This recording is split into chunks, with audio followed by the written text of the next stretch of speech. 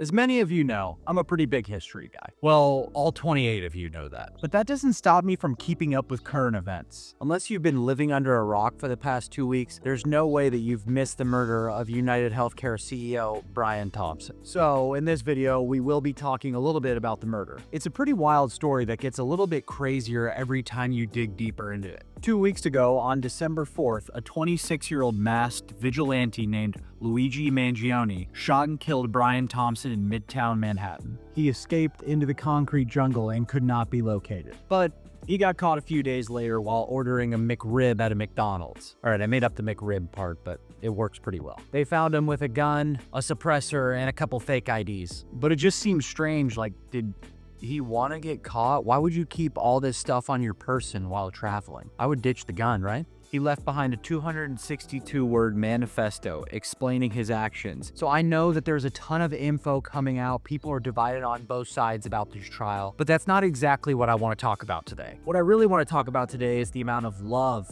admiration, downright obsession that has been showed towards Luigi. After the news broke on social media, people lost their minds. Well, they lost their minds after this photo released. Some fans have straight up claimed, no way you could convict this guy, he's too hot, which, all right, that tracks. If you're into the whole murder thing, I guess how you could see that. Others have set up GoFundMe campaigns to pay his attorney fees for him, which is kind of funny. I mean, he did go to a $40,000 per year high school and then eventually to an Ivy League college, but, you know, the American people, we support each other through thick and thin. Nothing screams justice like funding a murderer's freedom. And don't even get me started on the media. There are entire news segments that have spent more time analyzing Luigi's appearance than the actual crime itself. Like, forget about the killing. Look at his deltoids. This Fox News airing even had a hot or not segment where a male journalist said, I don't like Luigi's eyebrows. But it doesn't stop there. The betting website Polymarket is offering odds on Luigi's future. People are trading over $700,000 on whether or not he's going to make it out of this mess.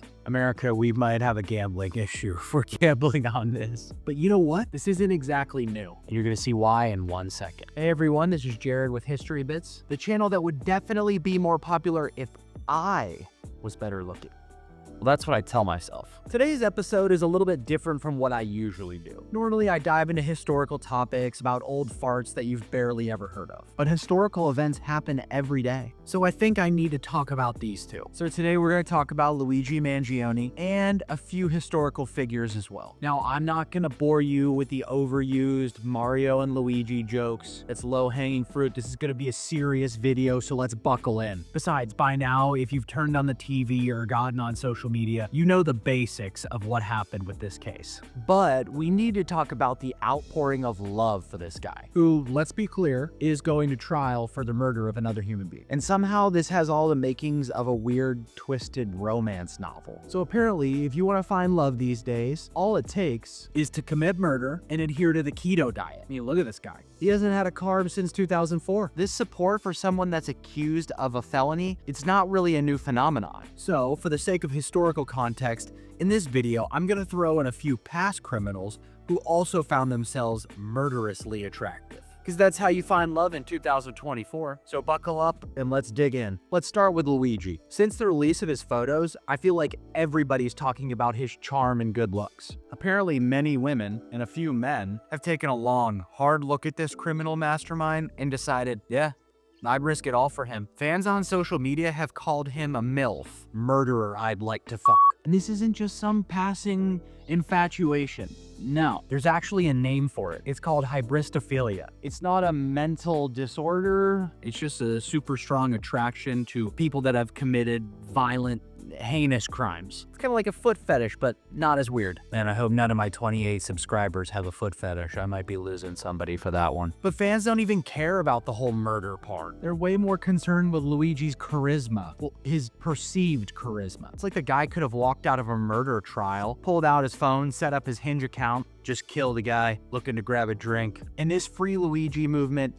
is everywhere. Hundreds of thousands of posts, videos, and comments all flooding social media. It's like everybody's praying for jury duty. Some fans have even set up GoFundMe campaigns to raise money for his bail. And they raised over $30,000 before GoFundMe shut it down. So what happened next? They just moved over to Give, Send, Go and raised another $70,000. The donors are calling him a true American hero, a modern-day Robin Hood. Late-night talk show hosts are cracking jokes about Luigi's appearance like he's gonna be the next Bachelor. America has essentially turned into one giant reality TV show. So what the heck is going on here? It's simple, it's hiding in plain sight. What's the hobby that every girl has in common? They love the true crime murder mysteries. I mean, nothing sends a girl into a peaceful slumber quite like the soothing tale of a serial killer. Perfect bedtime story. Murder, mayhem, mystery. Women love killers. I said it, but it's true. Now, before you get all pissed at me, I have a little bit of psychological science to back this up.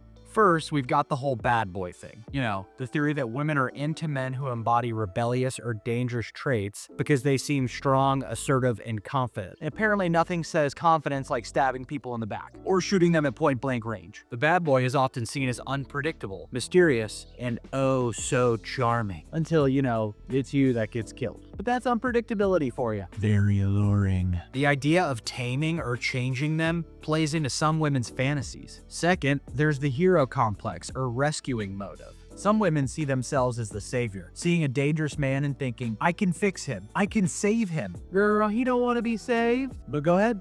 Keep trying. Some studies suggest that people with insecure attachment styles, like anxious or avoidant types, might be drawn to chaotic, unstable situations. Like, this serial killer's a train wreck.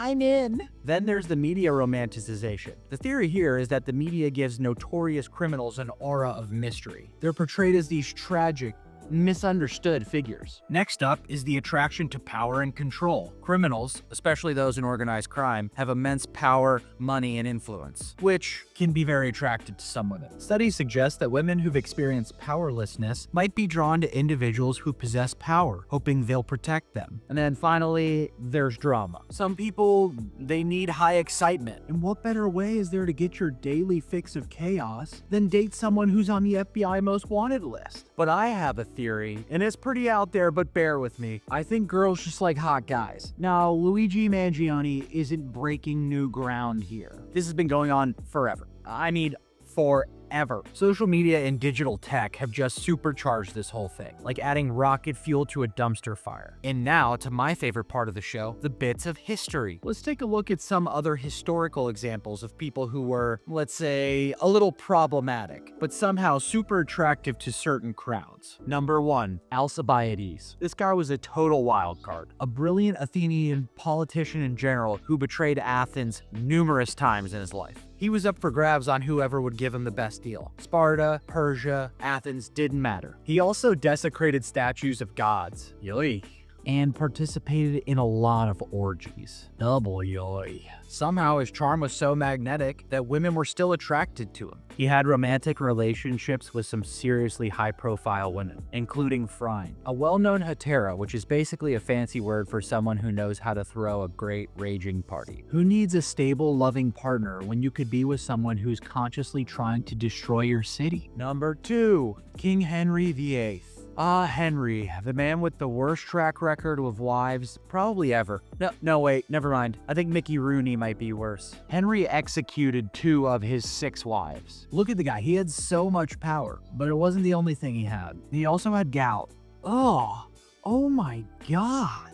Sorry, I'll get back on topic. Women flocked to him, even after knowing that he literally chopped off heads for lesser offenses than saying, I'm not really in the mood tonight. And let's not forget about his role in the English Reformation, where he told the Catholic Church, yeah, I'm gonna do my own thing.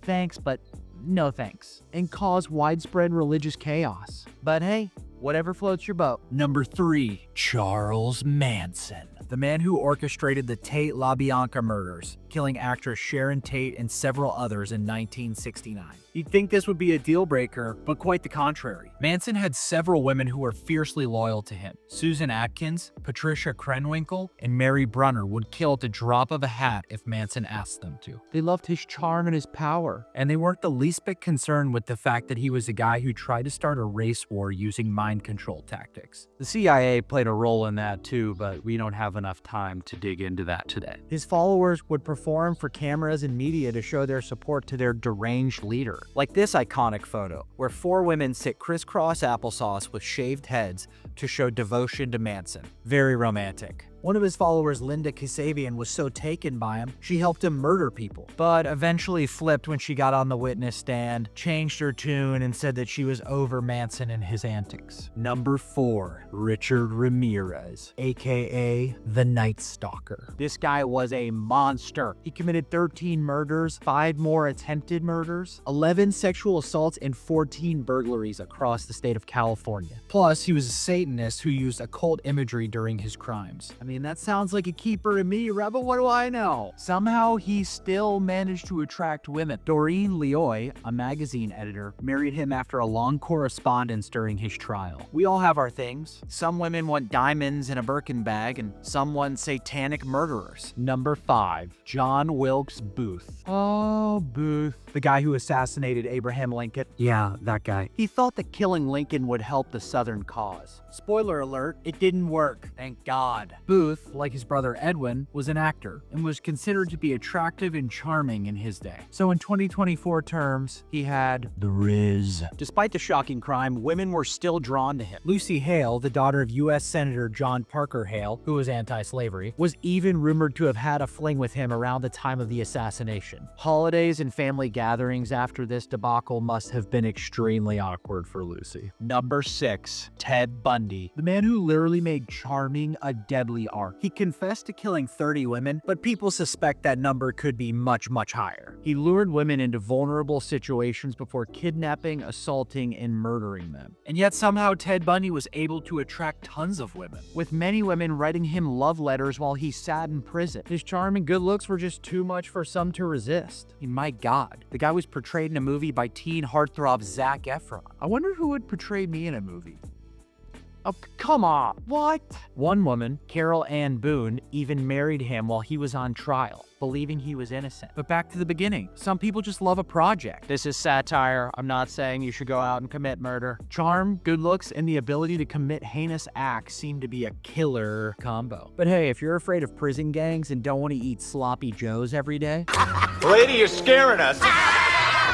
maybe just try some Tom Ford cologne and a cool new jacket instead. As you can see, this isn't exactly new. And Luigi Mangione is just the latest in a long line of, hey, let's date this dangerous guy trend. It's gonna be really interesting to see how this whole thing plays out. Will Luigi find love while he's locked up? It would basically be like if Love Island took place at Rikers Island. I'm assuming he's already receiving love letters about his charming smile and his chiseled body. Either way, this case has captivated the public, and it's gonna be very interesting to see what happens moving forward. Well, folks, there you have it. Stay safe, stay sane, and maybe don't date someone who's under investigation for murder. Oh, and please like and subscribe. See you on the next one.